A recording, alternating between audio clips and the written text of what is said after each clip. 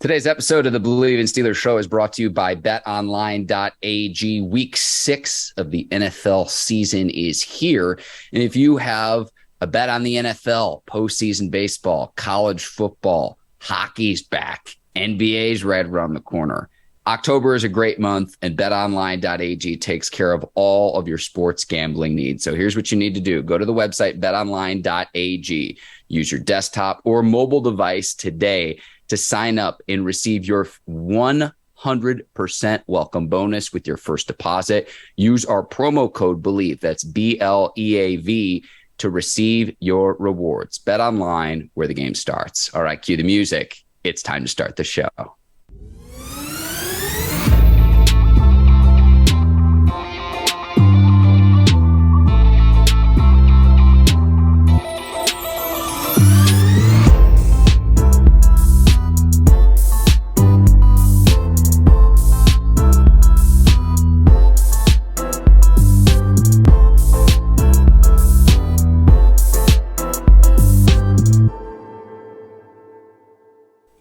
Welcome to the Bleav in Steelers show on the Bleav Network. I'm your host, Mark Bergin, rolling solo to start today's show. Ike Taylor will join us here shortly. And we've got week 6 action, Steelers and Buccaneers. Steelers at home in Pittsburgh at Acrisure Stadium. It'll be rookie quarterbacks Kenny Pickett's first start in Pittsburgh. So certainly that would be a little bit of optimism for the Steelers, a Steelers team that has lost 4 consecutive games now. Buccaneers opened at a 7.5-point favorite in this game. That line is up to 9 points now, over under set at 44. And on Tuesday, head coach Mike Tomlin took some accountability. He says, quote, "We were a disaster in all 3 phases, and we have to own that, starting with myself when I do. When it's that bad across the board, it starts with me. We don't need to seek comfort because there's enough blame to go around. We need to be solution-oriented," end quote. And so even with the quarterback change, the Steelers only muster 3 points against a Bills team that looks like it's best in the league. We'll talk a little bit about the Bills later in today's show, but Bills going up against the Chiefs in week 6, which is going to be heck of a matchup considering those two teams. The points they scored in a playoff matchup last season was absolutely something else. But Steelers offense is just struggling. 3.9 yards per carry, no runs of more than 20 yards. Just one of 3 teams in the league without a carry of more than 20 yards this season. And defensively, the Steelers have struggled without TJ Watt. They still have yet to win a game without their star edge rush players. So right now, Steelers aren't going to make any personnel changes in terms of the coaching staff. I know that's something people have been calling for with the struggles of this team. Let me run you through a few statistics of where the Steelers rank. Rush offense, 28th. Pass offense, 23rd. Total offense, 28th. Scoring offense, 30th. And on the defensive side of the ball, which has been the calling card of the Steelers the last several seasons, it's not much better. Rush defense is 22nd, so that's better than dead last in the league like they were a year ago. Pass defense is 31st. Total defense is 30th. In scoring defense is 27th. Point blank period, this just isn't a very good football team right now. And I know there's a lot of turnover, and I know you lose your star quarterback in Ben Roethlisberger, who is a constant for the last 18 seasons. And look at a lot of head coaches without their star quarterbacks. Tomlin without Ben, 19-19-1. Let me run you through a few other head coaches when their star quarterbacks either left, retired, went to another team, what have you. Bill Belichick without Tom Brady is 73-82. Pete Carroll without Russell Wilson, 50-54. How about John Harbaugh without Joe Flacco or Lamar Jackson, 4-9. Sean Payton without Drew Brees, 17-12. I mean, I could go on and on. You kind of get the point. And so you got a rookie quarterback. I do expect it to be Pickett's team in the coming weeks. I know he's going to struggle. It's not going to be a linear progression. There are going to be growing pains. He's a rookie. I thought he showed some fight. He had more than 300 yards passing against the Bills. They just couldn't punch it in. You know, you have 2 missed field goals from kicker Chris Boswell, who's normally very, very reliable. And at least that's a little bit better. That's not to say 6 points is going to make a heck of a lot of a difference when you allow 38 to a Bills team that's among the NFL's best. But there is some optimism there with what Kenny Pickett showed me in the opener against a Bills team that's very, very good. And so we'll see it, like some of the outside noise. And I'm not going to get too far into what Deontay Johnson said and the back and forth between Ryan Clark and Brooke Pryor, who's been on this show. But when some of that outside noise actually carries weight, to me, it's a sign of how this team is just not playing very good football right now. And the question you have to ask yourself is does this team win a game between now and the bye week?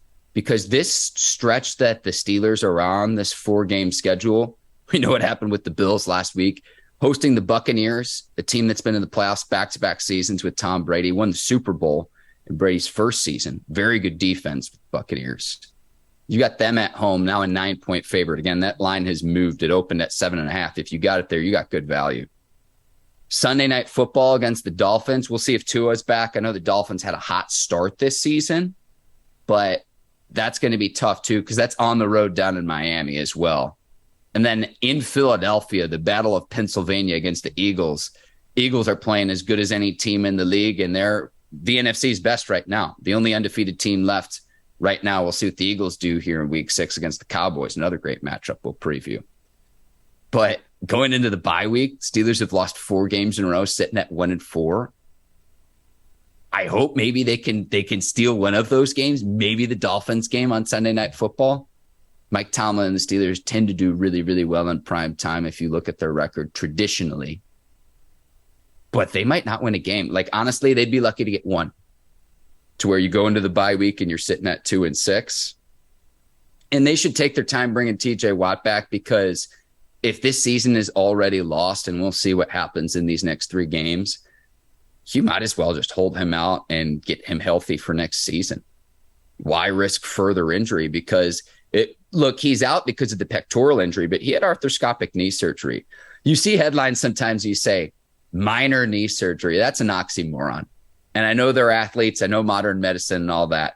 Knee surgery, to say minor knee surgery, that's an oxymoron. And so with Watt, it's almost as if this defense has fallen apart because they get 7 sacks in the opening week. I Bleav they've had like 3 in the last 3 weeks. If you're going to beat Tom Brady and the Tampa Bay Buccaneers, that's going to be one of the things that you need to do. Now, the Buccaneers don't run the ball all that well. They rank second to last, 31st in the NFL in rushing. But as my co-host Ike Taylor pointed out last week, what they do is they'll use their quick passing game as an extension of the run game. So they'll get Leonard Fournette going out of the backfield. A week ago against the Falcons, Fournette had 10 catches on 11 targets, 83 yards and a touchdown. So you use that as an extension of your running game. The offensive line with the Buccaneers, not traditional, and the onus falls on 45-year-old Tom Brady, but that's why he's the GOAT. Now, we'll talk too about the roughing the passer penalties called against Brady and the protection that he gets from the league. It's not just Tom Brady, but we'll discuss that too. But this Steelers team, for anyone watching on YouTube, what I want to know in the comments is, do they win a game between now and the bye week? What do you think that their record will be? I'll say this. I think they'll be 2-6. I think they find a way to win one of those games. I know it's looking very bleak right now, but if you're looking to place a bet, you can go to betonline.ag. 1-7, 2-6. That's what's going to happen. 3-5, there's no way that's going to happen. There's zero chance the Steelers win the next 3 games because the offense has been that bad right now. And I've got some data on Matt Canada too that I need to share, and then we can get into keys to the game and score prediction. But Matt Canada, since a 16-16 tie against the Lions last season, remember Mason Rudolph filled in for Ben Roethlisberger in that game. Matt Canada has 4 different quarterbacks run his offense. In those 14 games, the Steelers have averaged 18.5 points per game. And only because Roethlisberger put up 27 points in the fourth quarter against the Chargers and 21 points in the fourth quarter against Minnesota. Quarterback or offensive coordinator? And I know a lot of people are calling for Matt Canada's job. If you were to let him go midseason, what do you do? Who do you turn to who's already part of this coaching staff that would help make the situation better? And Mike Tomlin even said as such in his news conference on Tuesday. to where if you make a change, that's fine. But is it a tangible upgrade? Are you getting better? Now, you also have to evaluate Kenny Pickett in these next several weeks. And as long as he's healthy, he needs to be the starter for the rest of the season, because if you bottom out, there are like 5 quarterback prospects in this upcoming class. It might be a little bit hard to evaluate what Pickett can do because he's hamstrung by an offensive line that's not very good, a receiver group that's not making plays, a running game that hasn't gotten going. Again, they don't have a rush for 20 yards this season, one of 3 teams that can say that in the entire league, and an offensive coordinator where it just hasn't worked. And the sum of the Steelers offense doesn't equal its parts because there are a lot of individual players that have shown flashes in previous seasons. Deontay Johnson and Najee Harris were Pro Bowlers a year ago. Chase Claypool scored 11 touchdowns as a rookie for the Steelers in the 2020 season, tied a franchise rookie record. Think of all the great players the Steelers have had. Pat Freiermuth a year ago is going up and winning combat catches. Bleav he had 6 touchdowns as a rookie. There have been players, there's individual talent on this offense. I mean, George Pickens, that might be the one silver lining for the Steelers offense. But when your best offensive players this season have been Minkah Fitzpatrick, who's a safety, and kicker Chris Boswell, those have been the Steelers' best offensive players this season. Mick had a pick 6 in the opener. He very nearly had a pick 6 against the Jets in week 4. Set up the Steelers' first touchdown, the first touchdown of Kenny Pickett's career. They've been the best offensive players for the Steelers' offense. That's how putrid this offense has been. Again, so Matt Canada, if it keeps up how it is, he won't be around in 2023. But again, if you get rid of him mid-season, who do you turn to actually make it better right now? You just hope that it doesn't hamstring Kenny Pickett's development. But you got to play Pickett. I liked what I saw against the Bills, even though they scored 3 points. I mean, 300 yards. I know he threw the ball 50 times. I'm well aware of that. But I liked what I saw, and I liked the fight of where he gets up and wants to get after the defender, is going after his legs. And I'm glad his teammates rally around him. I know he's a rookie. I know he's the first-round pick. But they call that those penalties on the slide, and then towards the end of the game, they call that for Josh Allen. They call that for Tom Brady. I'll get to that in a little bit. Injuries going into this game. Cam Sutton's got a hamstring. Minkah Fitzpatrick's got a knee injury. Levi Wallace had a concussion. Akella Witherspoon, a hamstring. Larry Ogunjobi's got a back injury. Zach Gentry, the tight end, has a knee injury. And Montravius Adams has a hip injury. We'll see which of those guys go. We're recording this on Wednesday, so a lot can change between now and game day on Sunday. Let's go to keys to the game and score prediction. The key to me is going to be getting pressure on Brady, because the Buccaneers only average 66 rushing yards per game, 31st in the NFL. There's only 32 teams. Trying to get out of the way of the sun here. Sun's coming in. Steelers are averaging 88 rushing yards per game, 29th in the league. So the key is going to be getting pressure on Brady, because the onus falls on him. He's 45 years old. He's the GOAT, no doubt. But if you can get pressure on him, that's traditionally when he struggled as a quarterback. Easier said than done. Easier said than done without TJ Watt in the lineup. Watt's not going to be back for this game. But there's really no phase of the Steelers team that is playing well through the first 5 weeks of the season. Like, I'm a glass half full guy. It's been a struggle for me to say this makes me optimistic moving forward for the Steelers team. I think you could say Minkah Fitzpatrick. I think you could say George Pickens at times. I think Jalen Warren's done a nice job when he's gotten snaps. And he actually played one more snap than Najee Harris did in that Bills game. He's going to play more and more. He's going to play more and more. And I'm going to say this too. I don't think Najee Harris is 100% right now. You say you criticize him. He hasn't done what he needs to do. I think a lot of it's on the offensive line, the up front they push. And I've seen individual clips where Harris doesn't hit the hole the right way. The blame goes all around. Offensive line, everyone on the offense, like there's no one on the offense who can hang their hat and say, yep, I've done my job. Because when you're averaging 15.4 points per game, and a lot of that has come from the wizardry of Minkah Fitzpatrick on the defensive side of the football, everyone needs to be accountable for that. Everyone does. So there's really not a whole lot to look forward to with that. We'll see if Akeem Hicks can go for the Bucs. He's stout up front. This is a very good Buccaneers defense. We talk about the GOAT. We talk about Tom Brady. I like their receivers, Mike Evans, Godwin. I don't think Julio Jones is going to be back quite yet. But this is a Buccaneers team where if they make a deep postseason push, yeah, they've got the GOAT. Yeah, Tom Brady in this offense can round into form later in the season. But it's really the defense led by Todd Bowles, who's now the head coach. Guy Eichen I really, really like as a head coach too. Defensive mind that makes this Buccaneers team go. It's going to be tough for this Steelers offense to move the football against a very, very good Buccaneers defense. My score prediction, I've got the Buccaneers taking care of business 31-17 on the road in Pittsburgh. 17 points. Like, man, I would love to see the Steelers crack. I would love to see them get 3 touchdowns. I don't feel like that's asking for too much, but I just think this Buccaneers team is going to be way too talented. And I think this Buccaneers team going to continue to round into form here in the coming weeks to where had they lost to the Falcons, if the Buccaneers would have gone into this game at 2-3, the narrative this week would have been 45 years old. Is it for Tom Brady and all the off the field problems?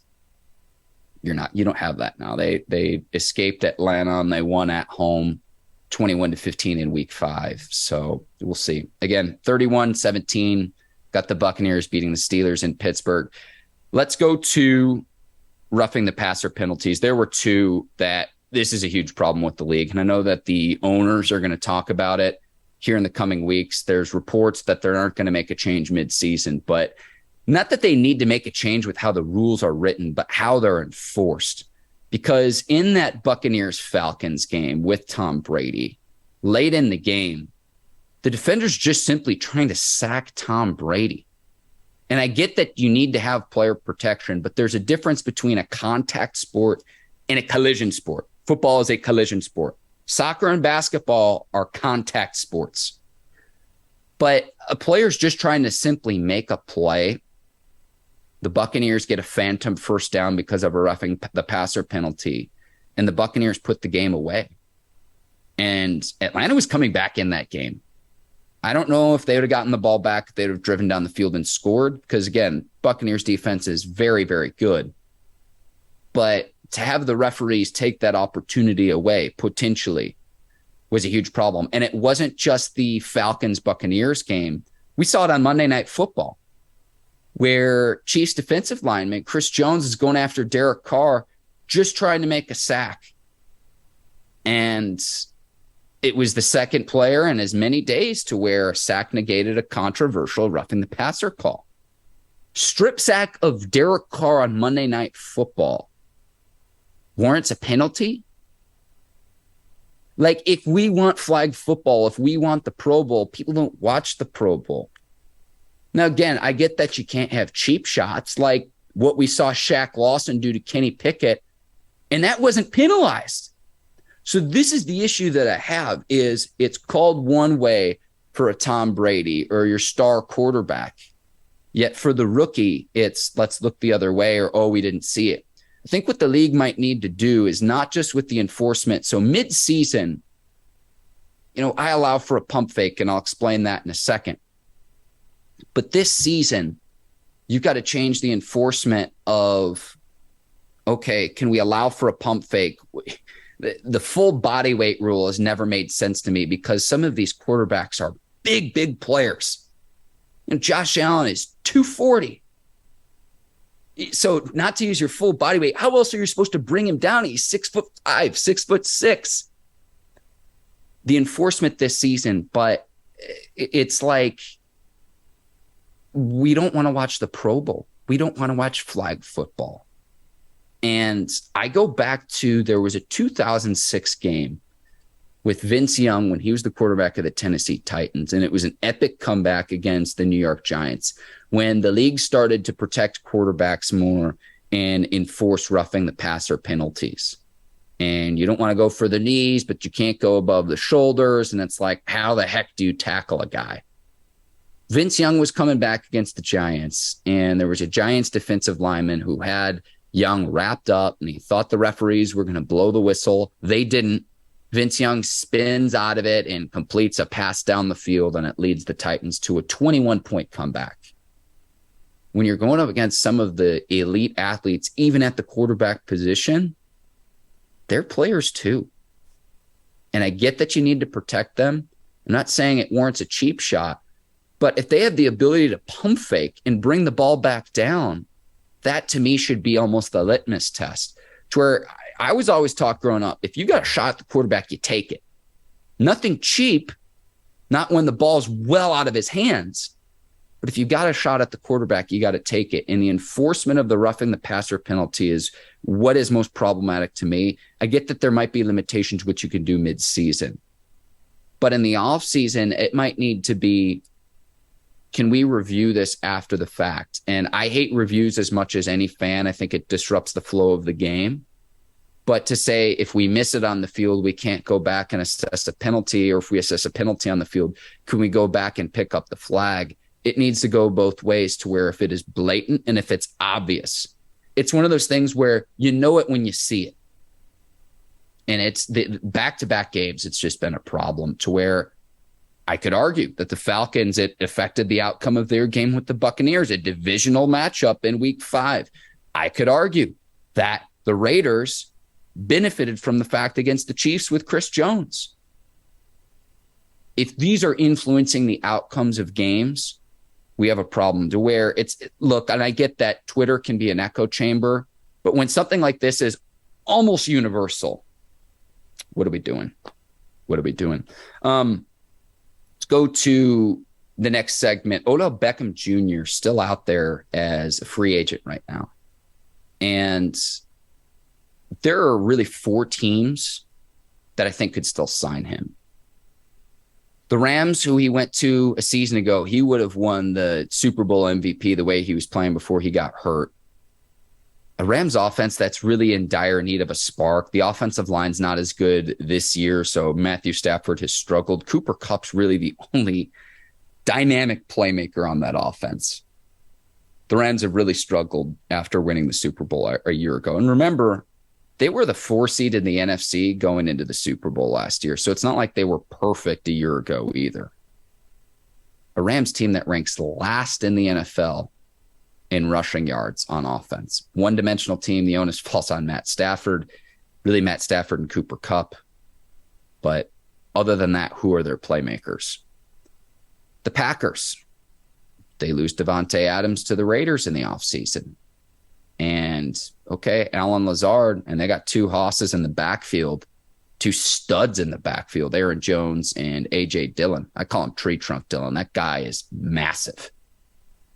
Packers offense that could use some juice. I don't know if OBJ would want to go to Green Bay. It gets cold there. I get that. But could he help take the Packers over the top? You pair him with Alan Lazard and company, and then Aaron Rodgers has a great target. So that's a possibility. Ike has mentioned the Packers with OBJ when we've done this show before. The Bills, too. You got Stephon Diggs, and Gabe Davis is coming into his own as well.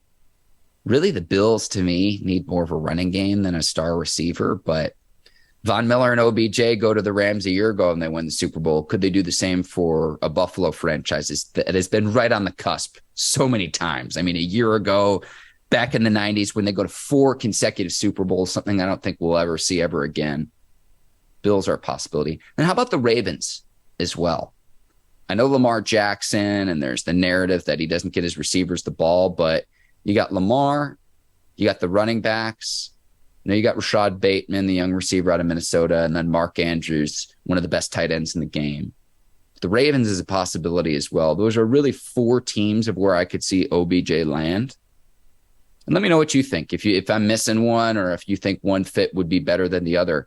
If OBJ is going after titles, to me, the Bills. Help take the Bills over the top, play a role there. And Josh Allen, to me, is as exciting as a quarterback as there is in this league. And that's why the week 6 matchup between Allen and Mahomes, I kind of hope that this is the new Tom Brady, Peyton Manning matchup. I really do. I really do. So again, to recap, Rams, Packers, Bills, Ravens for OBJ. I would imagine he winds up somewhere. And I know Instagram's not always the best depiction of reality, but he looks like he's in pretty good shape following that injury in the Super Bowl and everything. And he's a dynamic player. Say what you want about the guy. I know off the field, there's a lot, but his talent could really help propel a team that needs to get over the top offensively. He demonstrated the ability to do that a season ago. And again, in the Super Bowl, the attention that Cooper Kupp generated, he was the guy where he's winning one-on-one matchups consistently on the outside. And it's a shame he got hurt because he was really starting to get back to his form that we saw when he started his career with the Giants. What happened with the Browns and OBJ, we don't need to relitigate that. But just as a player, he's a dynamic talent. And I want to see that again on the field. And we'll see where he winds up this season. If I had to make a prediction right now, I would say either Packers or Bills, but I don't know what motivates him. And maybe he waits a little bit longer, too, to see. I know he's flirted with the Giants, too, and Giants fans are probably mad that I didn't include him in the list. Giants are at 4-1 right now, and each week when I preview the games, it's like, are the Giants a good team? But if he actually wants to win another Super Bowl, Bills or Packers would be his best bet. Go back to the Bills. Wherever Von Miller winds up, you end up winning Super Bowls. That's what I would do. We'll see how he is motivated. And it also depends, too, on what kind of salary he could command, because it's really not so much about this season. It's a one-year rental for whichever team signs him, but where he could also wind up long-term as well for at least the rest of his career, however much longer that is left. Week 6, Thursday night football. And let's go to the Week 6 matchups. Commanders and Bears. And if you thought last weekend's Colts-Broncos game was lousy, I've got a treat for you. This Bears team is favored by 1 point. And through 5 weeks, they've only thrown 88 passes, which means they don't even throw the ball 18 times per game. For the Bears team, they're playing 1950s football. The amount of passes the Bears have thrown this season, it's the fewest team by any team since 1982. That was the year the NFL went on strike. So in a way, the Bears are kind of doing worse. And speaking of Cooper Kupp as well, he has more receptions alone this season than the entire Bears roster. Justin Fields is an exciting quarterback, and I know Bears fans are probably excited because they almost came back against the Vikings. The Commanders, where do I start? Here's where I start. Carson Wentz, yet another team. I know Philly, and then last year he's in Indy, and now he's in Washington. You're not going to fix a first-round quarterback. Really, Ryan Tannehill's the only guy who has gone to another team as a first-round pick where the other team's been able to salvage a career. Ryan Tannehill is the exception, not the rule. And I know Carson Wentz, it's like he's got all the gifts. But I can assure you this, I am certain about this. Of all 32 teams in the league that will need a quarterback in this upcoming draft, the Commanders are one team, the Panthers are another team. So if there's 5 quarterbacks, whether it's DJ Stroud or Bryce Young or the kid from Kentucky, there are several other good star quarterbacks out there. Point being, I know that the Panthers and I know that the Commanders are going to need a quarterback. So, man, it's going to be, sometimes it's so bad it's good. I cannot wait for this Thursday night matchup because, again, Colts-Broncos last weekend in a game that neither team scored a touchdown, and Matt Ryan and Russell Wilson have been to multiple Pro Bowls, and they still couldn't score a touchdown. We could have another absolutely brutal game on Thursday night. I'll take the Bears at home, but man, I've got my popcorn ready because we thought last weekend's matchup was bad. It could be another lousy game. We'll see. Ravens and Giants. The Ravens are a 5-point favorite on the road. And again, in my notes, are the Giants a good football team? I like what Brian Daboll's done over there. If the season ended right now, he would be my coach of the year. We'll see how long he lasts because the NFC East is somehow back. Eagles, Giants, and Cowboys all playing at a very, very high level. But The Ravens have a kicker named Justin Tucker, who is the league's best. He's the most exciting kicker. He's also the best kicker. If you get the ball like over the 50-yard line late in a game, that is such an advantage. In his lifetime, in the final minute of regulation, Tucker is 17 of 17. At what point is that broken? And for that reason, and with the way Lamar Jackson's playing, I'm going to take the Ravens on the road against the Giants. We will see. If the Giants win this one again, are they actually a good football team? This is the question I have every single week, but Brian Daboll's doing something special over there in New York. Give me the Ravens on the road as a 5-point road favorite. Again, 4-1 the Giants right now. These lines are interesting to me. Okay, Jets, Packers. Let me get a quick drink. Hang on. Jets, Packers. Packers are a 7-point favorite. Both teams enter the game 3-2. Packers appear to have a dominant defense, but you can run the football against this defense. And the Jets are coming off a 40-17 win against a Dolphins team that was looking very promising several weeks ago. Now, I know Tua has his concussion injury. The backup Teddy Bridgewater gets knocked out too. But it's a Jets team that finally drafted well too, because Sauce Gardner looks like a special player. Receiver Garrett Wilson is good. Tip your cap to Joe Douglas. The Packers at home, I don't know that they cover. I do think that they win. I think the Jets keep it close, but I think the Jets do cover in this game. Again, the Packers a 7-point favorite at home. I don't know. Aaron Rodgers, this offense, he can. The idea to me would be get the ground game going, and then when Rodgers needs to make plays, he can. But they're just missing one guy, and that shows you how special of a receiver Devontae Adams was. Again, this is why I mentioned the Packers as a destination for OBJ. But give me the Packers to win at home. I'll take the Jets to cover. Maybe through the Packers money line in a parlay as well. And again, you could do that on betonline.ag. Let's go to the two best weekend matchups. Bills and Chiefs. Bills are a 3-point favorite on the road at Arrowhead in KC. And for the first time in his career, Patrick Mahomes is a home underdog. 41 career home starts. Patrick Mahomes has never been an underdog at home until this weekend. That includes the playoffs as well. Longest streak to begin a career in the Super Bowl era. That's how special Patrick Mahomes is.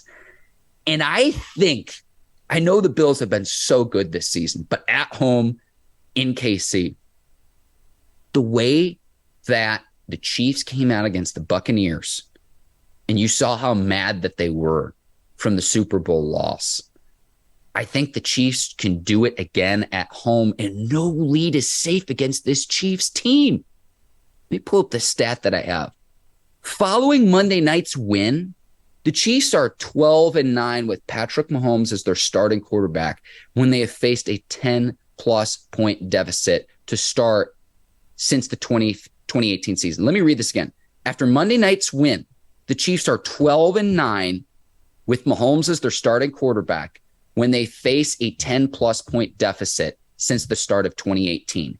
In that same stretch, all other opposing quarterbacks are 156 to 173 losses. That is a 15% winning percentage when trailing by 10 points. That's how special Mahomes has been. No lead is safe against the Chiefs. And if you could take one thing away from that Chiefs-Raiders Monday night game, everyone looks at a stat sheet and says, well, the tight end Travis Kelce scores 4 touchdowns, and that's special.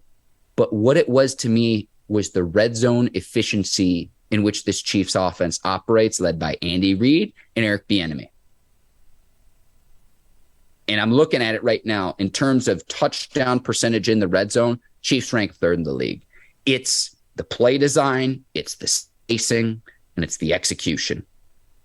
And if you're another NFL team, watch what the Chiefs do in the red zone for how they operate as a team. This is going on for years about how to punch the ball in to the end zone. And this is a Steelers-based show. Steelers are 25th in league in red zone touchdown scoring efficiency. You scout your opposing team. You scout yourself on what you can do to get better and to improve. What about scouting a team that does it the right way? And that leads to Travis Kelce scoring 4 touchdowns. But the red zone touchdown efficiency with the Chiefs operate, to me, is very special. That being said, the Bills have been like scorched earth this season. I think Mahomes is a quarterback capable, though, of taking advantage of Micah Hyde is out for the rest of the season, star safety. We'll see about Jordan Poyer this week. Jordan Poyer was out against the Steelers in week 5. Does he play? He has 4 interceptions this season. Going into week 5, I know he was leading the NFL. I'm sure he's still atop of the defensive leaderboard in terms of interceptions in the league. That could be a key difference in this game. But Mahomes is a good enough quarterback, even with this collection of receivers, to take advantage of that. Patrick Mahomes and Josh Allen with time in the pocket is scary. Now, Allen, too, I don't want to shortcut him, too, because he had almost 350 yards and 4 touchdowns at halftime against the Steelers. This game, 2 of the NFL's best. If we're lucky, it won't be the last time these 2 teams play this season.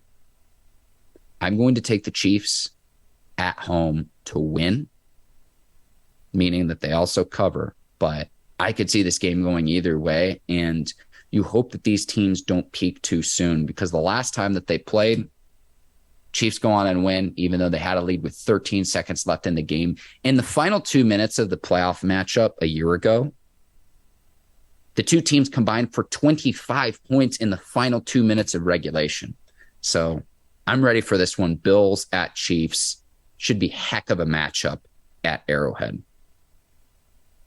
Last game, Sunday Night Football, Cowboys at Eagles, another showdown. So this weekend in week 6, I'd argue that we have 2 matchups featuring top 5 teams. It's really going to be the Eagles offense versus the Cowboys defense. And this Cowboys defense has been special. Very straightforward stat for you. Dallas has allowed exactly 1 touchdown in each of its 5 games this season. Mentioned Brian Daboll giving him credit for Coach of the Year if the season ended today. If the season ended today, Micah Parsons would be Defensive Player of the Year. Point blank, period. He's been that special for the Cowboys. But with Hurts running the show, Eagles 2nd in the NFL in total yards, 5th in total points. So what gives? I think the Eagles win a close one at home. I will take the Cowboys to cover, though. I think this game is going to be really close. But it comes down to, is this Cowboys defense actually legit, or is this Eagles offense actually legit? In the league right now, favors offense. So give me the Eagles at home. I think the Cowboys do cover. I think it'll be like a 3-point game. I'm going to go ahead and sign off here.